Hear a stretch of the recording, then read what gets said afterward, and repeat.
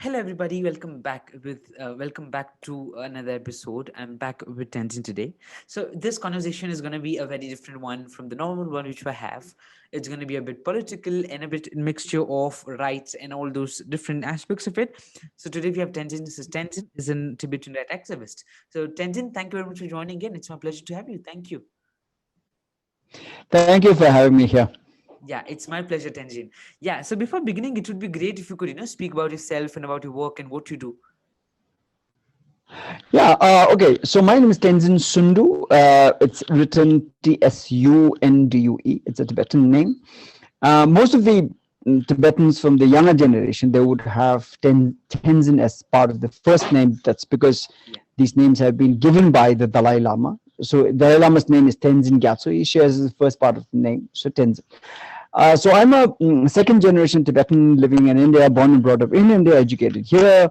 And what happened is, when Tibet was invaded by China, then certain small number of Tibetans had to leave Tibet and come to India. And since 1959 onwards, almost about 1 lakh Tibetans have been living in India as refugees, and about 50,000 in Nepal, Bhutan, and various other countries. So I'm a writer and an activist in the Tibetan freedom movement. Okay, great. It's my pleasure to have you, Tenzin. Really, it's wonderful that we are doing it at 10 p.m. and you just joined in it without any problem. Thank you very much. Yeah. So, how? Just very curious about this. Whole thing about you being a refugee and coming to your parents coming bringing you to India. So, how was the life in the beginning? How things were, and did you face any kind of discrimination in your school when you were in your school, and was there any kind of problem you faced personally? Well, I think as a refugee, what is called discrimination is part of our life. When you carry, my kind of face in India, then you feel every time that you are the foreigner. But strangely, I'm born in India. My parents came from Tibet, and I studied in India, that too, in a Tibetan school. So from childhood, there was no discrimination or anything uneasy like that. But I think it started from college. I did my BA from Madras. So that was a big step for me to come out of the Tibetan community and go to Tamil Nadu in 1993. And I'm sure many of your audience, they were not even born at the time. So I went to college there, and in a very different scenario, people, language, culture. Yeah. But as a refugee, you go with this thing in your mind that you are a refugee. You're willing to learn different cultures, languages, adapt, be creative. So today I speak Tamil. நான் மடாஸ்ல முன்ன வருஷ college படிச்சு தமிழ் தெரியும் தமிழ் சும்மா பேசுவீங்க இந்த எழுதுறீங்க படிக்கிறேன் எல்லாம் தெரியும். See, I speak like that. So my mother lives in Karnataka, southern most district called Chamarajanagar district. She lives there. She speaks Kannada. So once in a while when we speak to each other, we make fun of each other by speaking in Tamil and Kannada. Okay. Being a refugee is not always painful, suffering. I think it's just our attitude. When you call yourself refugees, you're willing to learn, adapt, and be willing to move forward. I think that attitude makes veteran refugees, I think, to the most dynamic communities in the world. Okay. Yeah. So yeah, thank you for sharing that, Tenzin. And yeah. So the thing which I wanted to focus on today, that the Congress of US have passed the Tibetan the Tibetan law, which it supports Tibet. So what are your thoughts on that, and how what do you think about that, and how could that potentially change the life of Tibetans living in Tibet, and what effect does it has on Tibet? So what's your points, and what's the facts you have read about that?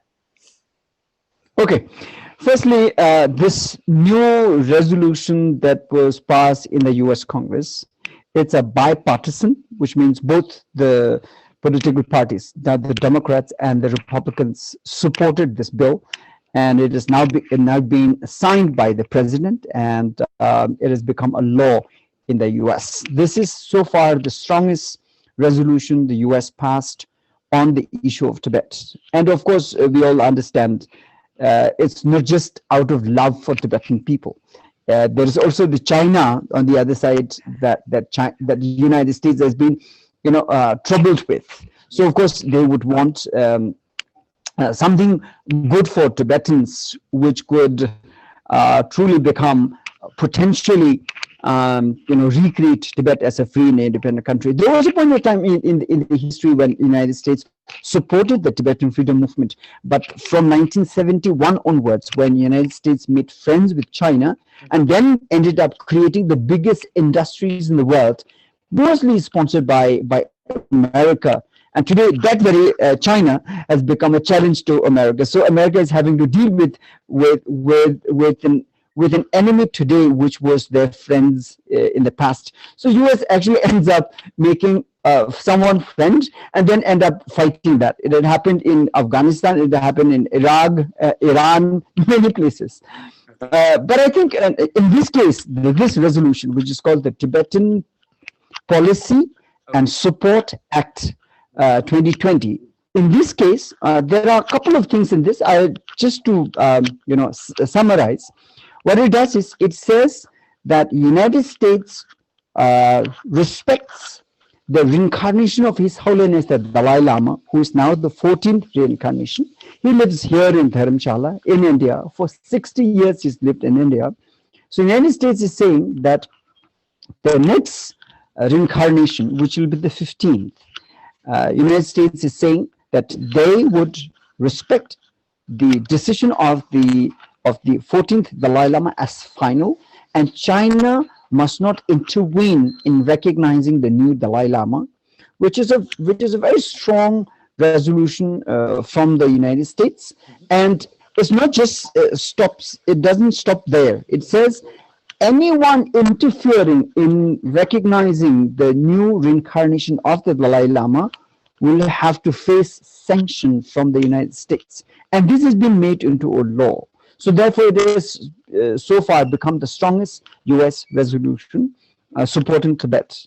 And not only that, in this resolution, there are a couple of other things. So it talks about Tibetan Plateau as an important natural sanctuary, and respects Tibet's natural sources of water and the rivers. And therefore, U.S. will work with China in keeping that sanctity and national sanctuary.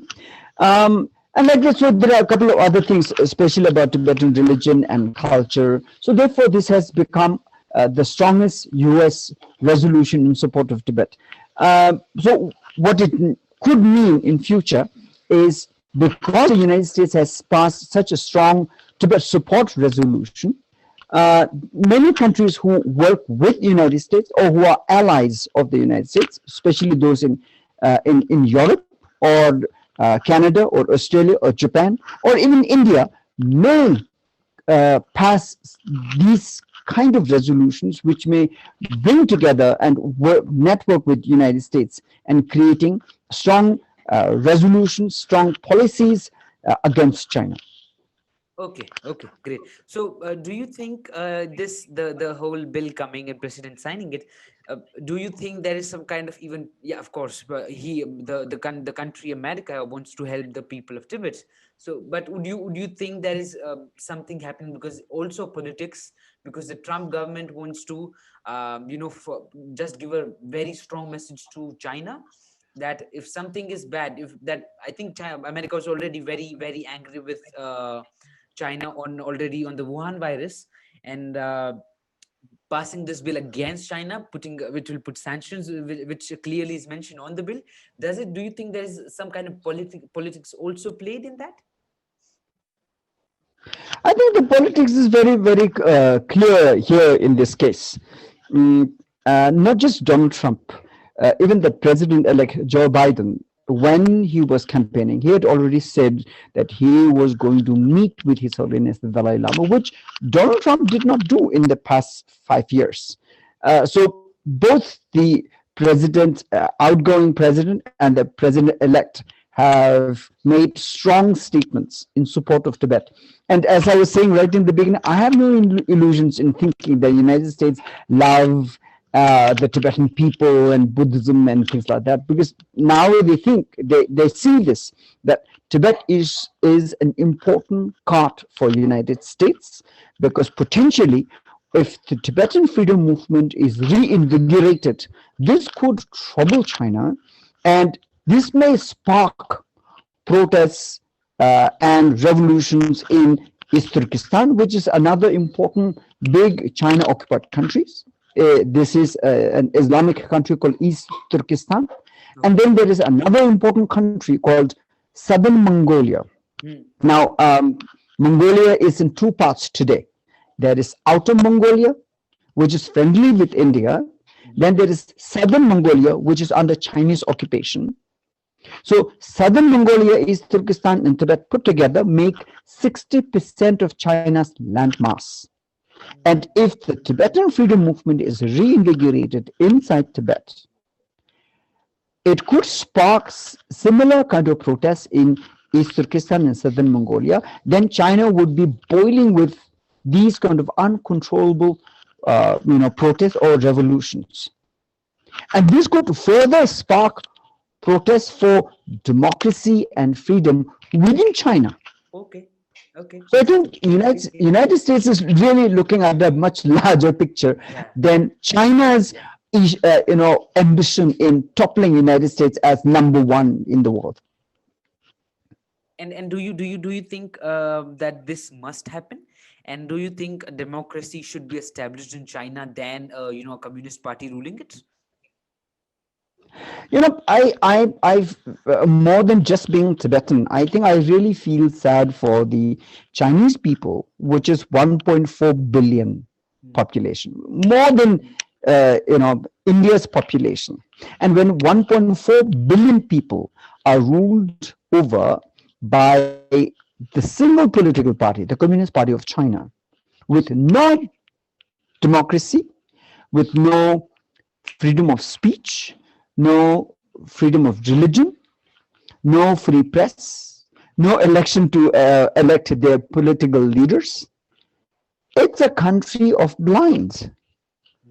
So I really feel bad, and that too, someone who is in India with all the freedom in our country here, I feel bad for the Chinese people, and therefore I believe, it's my strong belief, that the Chinese people deserves to get their own freedom to practice democracy, freedom of speech in China, which is now being denied.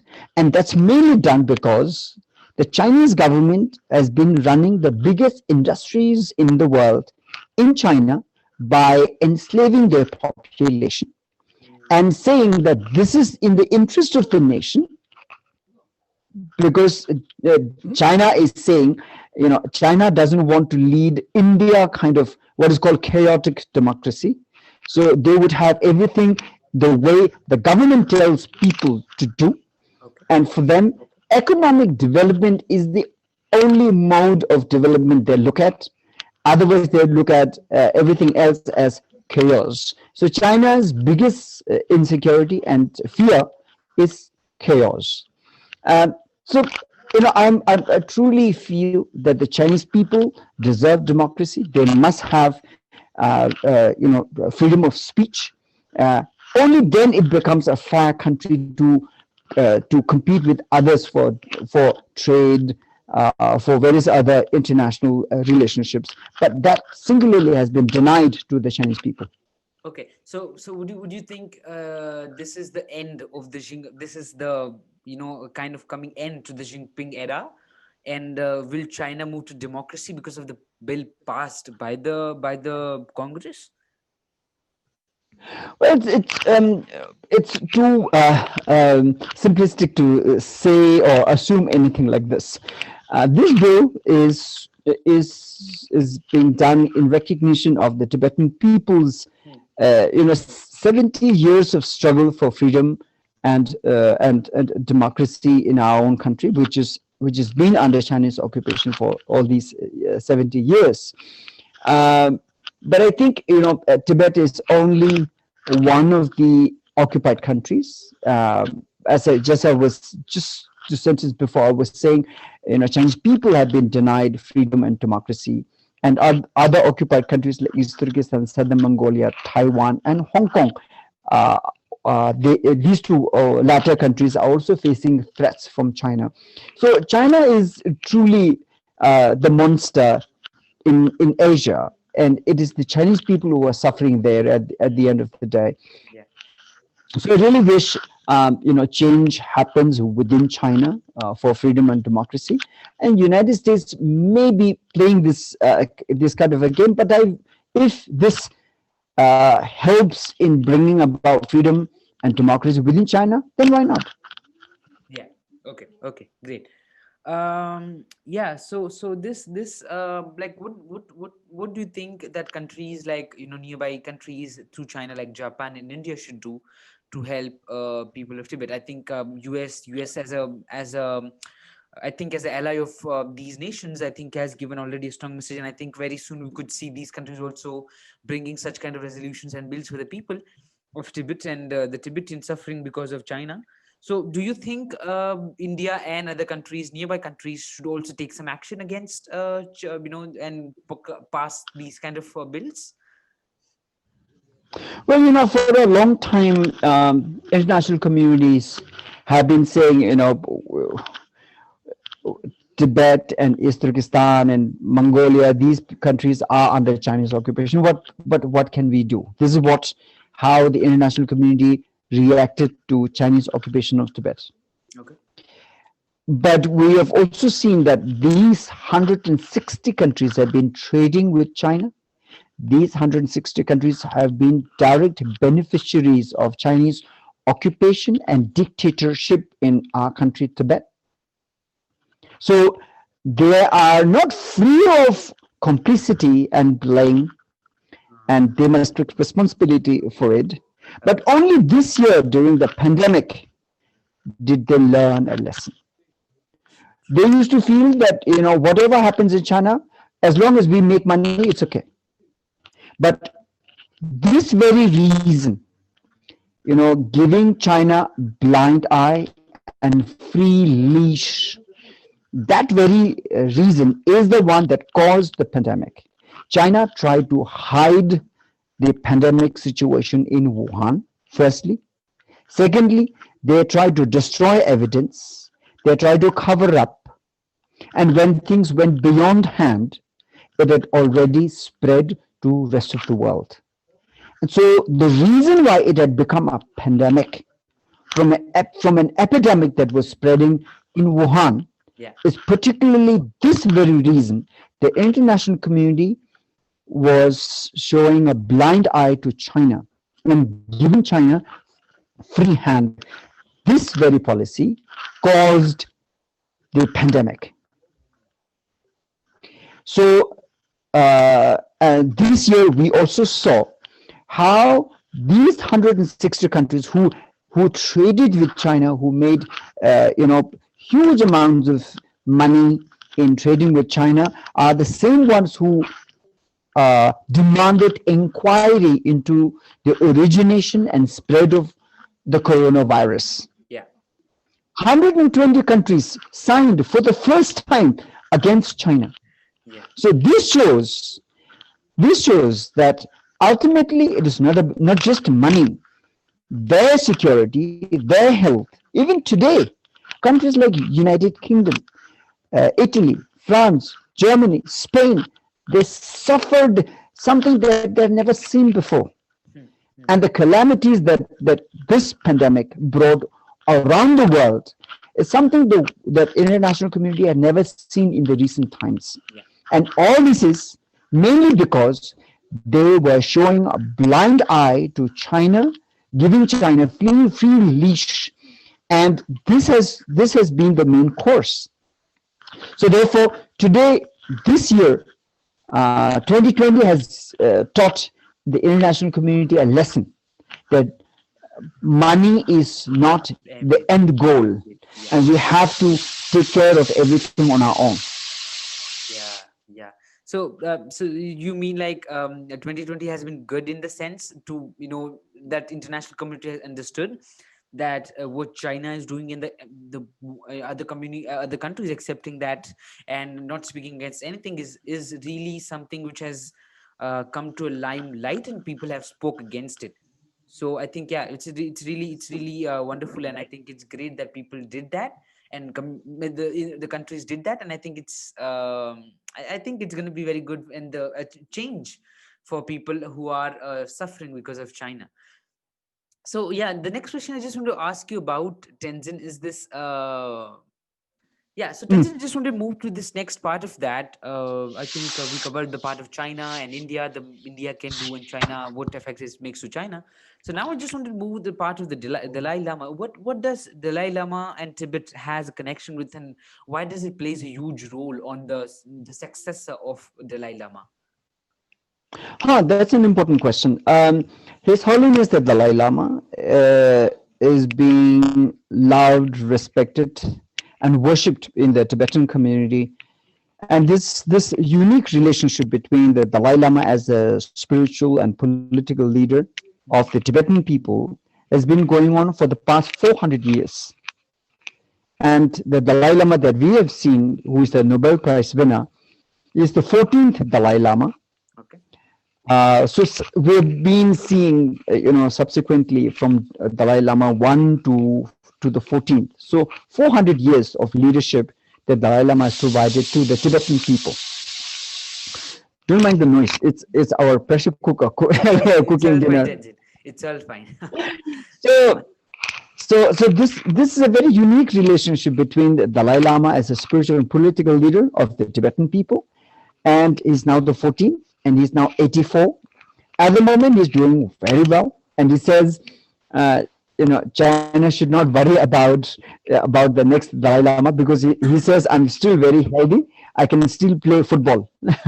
So anyway, but then China is looking in the long-term interests, how they would want to completely capture the Tibetan imagination and Tibetan leadership, and so this is their plan. But the Tibetan people, we think uh, that because the Dalai Lama is intrinsically Tibetan communities' tradition and culture, and recognizing the next Dalai Lama is purely Tibetan business, and there's nothing Chinese about it. Hmm. And His Holiness himself had already said that he would, whenever needed, at any point of time, he would leave behind written instructions where and how the next reincarnation would be found. So I think these are very clear, and United States, this very resolution says that whatever the Dalai Lama instructs about his reincarnation, that should be respected. Now, in here, the issue is not just the Tibetan people; it's also the large number of Tibetan Buddhist community Mhm. that are now there in the Himalayas, from Ladakh to Lahore Spiti and Kinnaur, and in Uttarakhand and Nepal and Sikkim, Bhutan, Arunachal Pradesh, and in extension, the Dalai Lama students in Europe, in Russia, in America, in Australia, Japan, and countries around the world. So all of them would be hugely, concerned about the next reincarnation. So it's the issue here is not just the Tibetan people; it's an international issue, and because Tibet is an important part in the Chinese occupation, which could trigger a major revolution, it has also become a strategic case here. Mm. Okay. Okay. So how does this part, like, I just want to understand because really don't understand the Buddhist culture. I've of course heard about things, and just want to understand how does this reincarnation thing work, and how the next thing in the next successor of the Dalai Lama is selected. Yeah, so So the word here is neither election nor selection. The word here is recognition. Okay, recognition. And in traditional Tibetan Buddhism, we practice the Punna Janam, the next life, you know, and we believe in this, that you are here in this life, Hmm. and after your death, your soul will enter a new body and you will come back in the next life, which is your Punna Janam. Purnajana, yeah. Now, yeah, people like me and you, we may not be able to remember, recollect our past life, but we believe that people like His Holiness the Dalai Lama, who had attained certain spiritual level, they can remember their past life, and therefore they carry with them certain wisdom from their past life. Hmm. At least I know nothing about my past life, so I have no, my value is zero. Yeah, but then people believe that spiritual leaders like the Dalai Lama, and there are other spiritual leaders in the Tibetan community who remember their past life, and because of that, these uh, uh, spiritually achieved souls, Mhm. they come back in the next life, and that can be recognized. So there are different other signs. uh, Certain what we call lamas, they leave behind either written instructions or certain signs. For example, this 14th Dalai Lama, he was born in eastern part of Tibet, in a small village called Taksir in Amdo region of eastern part of Tibet. When the 13th Dalai Lama died in 1933, his body was kept on the throne, and he was on a samadhi, on a meditation pose for number of days, and he was facing south.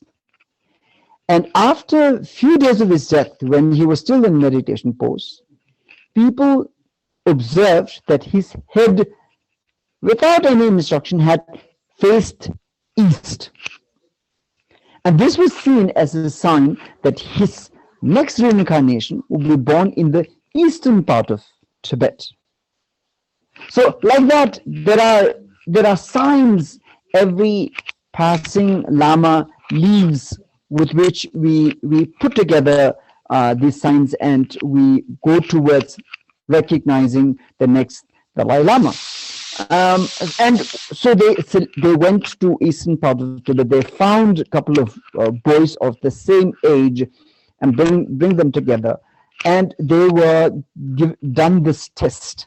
They were made to select their damaru, the small handheld drum, Yeah. or the bell, or the dorji, or the walking stick. So a couple of things that belonged to the previous Dalai Lama, and there were other things that were brought with them. So there were two or three walking sticks. There were two or three damaru. So they were asked to choose your own, possessions from your past life. And this 14th Dalai Lama, at the age of 4, his name was Lhamo Dhundub, a name usually given for girls. But in order to protect him from obstacles, he was given a girl's name. Okay. So at the age of 4, he recognized exactly he picked the exact possessions from his past life and said, these are mine, and I need to go to Lhasa, is the capital of Tibet, which is almost about 2,000 kilometers away from the village in eastern Tibet where he was born. So these are, religious processes which cannot be really explained by science, but in a tradition which believes in reincarnation, Hmm. such kind of valued spiritual lives can be recognized, and the 14th Dalai Lama came about in this very form. And now he is saying that when he goes, he would leave behind written instructions where and when and how the next reincarnation Will be. should be recognized. Okay. Okay. Okay. Great. Great. So yeah. And so so do you, like you were speaking about, China, like this, the things which China could possibly face if it does, put, like recognize, not because if China is going to select, it's not going to be recognized, it's going to be selecting next Dalai Lama, so it can, rule, like it can, just puppetize the Hmm, Dalai Lama which it hmm, selects, so it can True. control the Tibet. So, like that was what. So, was China trying to play a political role to select a Dalai Lama? And do you think that America has done a great job with that, saying that you can't do it, and we will respect everything said by the Dalai Lama, President Dalai Lama? Right. So what China has been attempting to do is, firstly, they changed certain aspects in the law and imposed in the Chinese constitution. They made some certain amendments, and especially about recognizing new reincarnations. And it's not just about the Dalai Lama, any kind of new reincarnations in the in within the Chinese territory, which includes China occupied Tibet. So now they are saying that anyone who is recognized as the new reincarnation, as a Lama within Chinese territory, Uh-huh. they should be informed to the Chinese government, and without the government's approval, no one can be recognized as a reincarnation. So what the government has done is it has taken away the right of the religious institutions and owned it by the states. So it is now being formalized by the states. You need state sanction to recognize your religious leader. Now look at the contradiction. The states, they swear by communism. Yeah. They swear by People's Republic of China. The state swear by Communist Party of China, which is the political party there. Yeah. And they still say this is a communist country. Yeah. Now, in communism, there is no space for Really. religion, reincarnation, God, goddesses.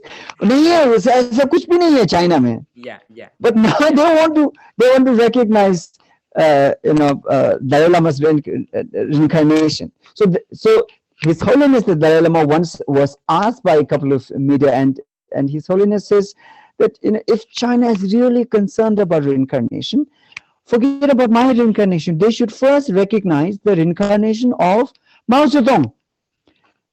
Let them find Mao Zedong's reincarnation, then we'll talk about other reincarnations. Yeah. So His Holiness is very funny, every time it comes about very interesting responses to China. And in one point of him, he says, China should not worry about my reincarnation. I'm very healthy. I will go strong. And he says, we'll see who lives longer, whether the Dalai Lama lives longer or the Chinese Communist Party. So he comes ahead with such interesting retorts. So anyway, I think this what China is trying to do is meddling with a very ancient religious institution, and these religious institutions, however unscientific certain people may feel, but there's always a space for religion and faith, whether it's Christianity or Islam or Hinduism or Jain or whatever religions. There are democratic spaces for these, and these should be left as they are, and the states must not intervene and do anything like this. And at the moment, it is not just the state interfering, but the state is trying to capitalize on the reincarnation processes, and mainly for political gains. And what they have already done is they have recognized another highly reincarnated Tibetan Lama called the Panchen Lama. And the real Panchen Lama that the Dalai Lama recognized has gone vanishing from 1995. China disappeared this little boy at the age of 6, and even today there's no word about him. Now, the China's calculation is that when it comes to a point of time when the next Dalai Lama should be recognized, they are going to use this very boy. So what they've done is they have disappeared the real Panchen Lama reincarnation. They have put in, just as you were suspecting, they put together on a throne a puppet Panchen Lama, what we usually say in Tibetan language, Panchen Zuma, or the fake Panchen Lama. And they're using this very puppet Panchen Lama and make him give religious teachings in Tibetan public gathering. But then finally, in a funny instance, people don't go there to pay respects to him. So they bring about, by strategy, school students by force, or all the Chinese government officers in front of this puppet Panchen Lama, and take pictures and make videos out of that and dish it out as propaganda. So everybody in Tibet, they are really laughing in the hearts, knowing that there is, faith cannot be imposed. Faith comes naturally to people. True. Yeah, and that's so hypocrisy of China, that it says it's a communist country and it wants to find the next Dalai Lama and wants its political gains, and then takes pictures and says you don't believe in God. So yeah, it's really weird, and it's hypocrisy of China for its own political gains. I think China and the Jinping government should, the Jinping empire should think about. So yeah, so before I think before I think we have discussed about every other part of this and all that stuff, why don't you say, speak out something, the work you do and the things you have written about, and would you like to share something about your books which you have written? Yeah, so I'm a writer. I write poetry, stories. I write articles for newspapers and magazines.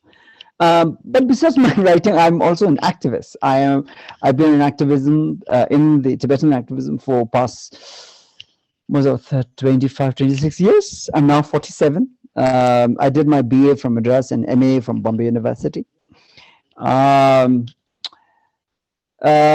activism means is, sometimes you feel justice is not delivered, and mechanisms of justice like the police or the courts or civil societies, sometimes you feel it's not coming, or it's too difficult.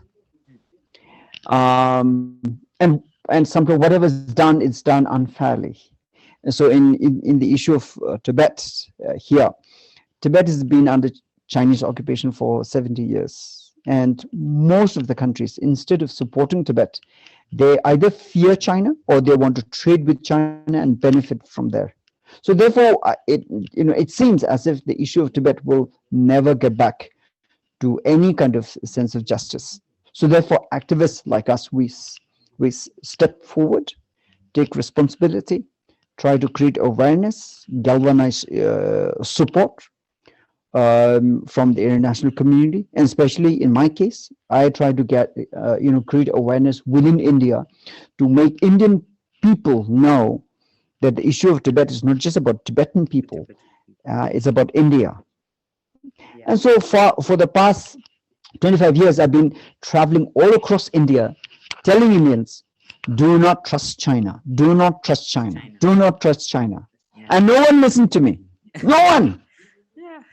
And this year in Galwan Valley, China proved that they are not trustworthy. Yeah. Now people want to listen to me. So it's not about me, it's the message.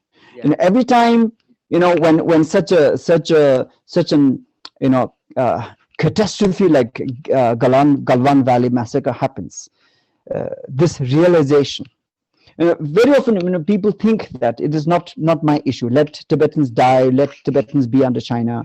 We have nothing to do with this. Yeah. So it's not about who is suffering. The real issue is, are you really able to see beyond a community's suffering?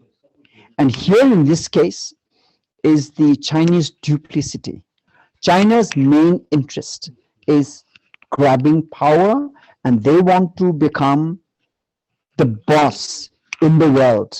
So by looking down upon India, by doing this Galwan Valley, they are trying to pin down India, because their real aim is toppling United States and becoming the empire the emperor of the world. Yeah. So that is their aim, Mm. and they ended up doing this. So today in India, uh, everybody knows that China is an enemy, and India can never trust China, and Yeah. Tibet is our ally. Yeah. So Tibetans and Indians should come together and work for India's security and for Tibet's independence. And we have seen in Ladakh border how Tibetan soldiers of Special Frontier Force put up a tough fight and gave China a bloody nose, which was truly a revenge for Galwan Valley massacre. So this is coming together of Tibetans and Indians together for India's security and Tibet's freedom. Okay, okay. And would you like to share something which you have written, or some of the writings or some poems you have written? Yeah, yeah. So I write poetry. I have this book of poems called Kora. Okay. Um, oh, 1 second. Loshiso. One second. My lights. Wi-Fi is.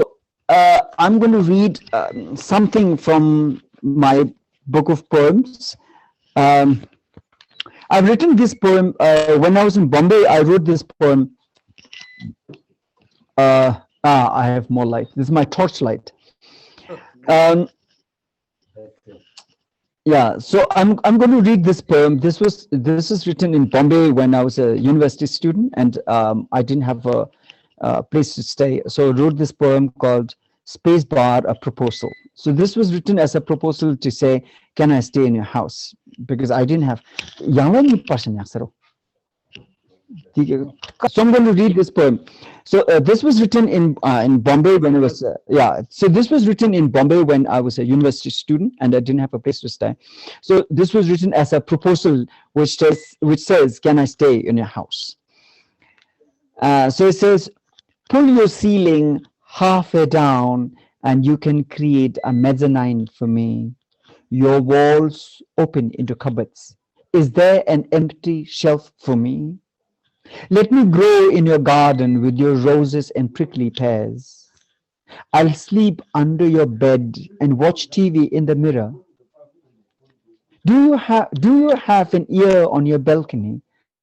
I am singing from your window. Open your door. Let me in. I am resting at your doorstep. Call me when you're awake.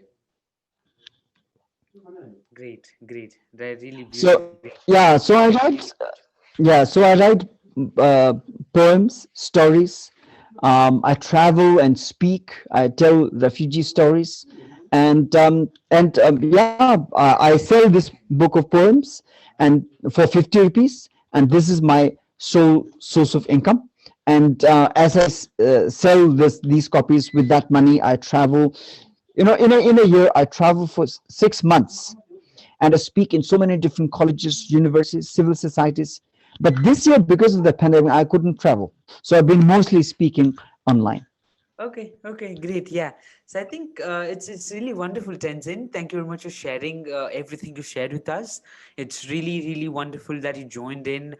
We had a wonderful conversation. I think it was wonderful that you shared your opinions and ideas and what you think about China and what you think about Tibet. And I think we were very sure we'll very soon. I think we'll meet again and maybe do one and speak about something else. So thank you very much, Tenzin. Thank you for joining in. Thank you. Yeah, Thank you. Thank you very thank you. much.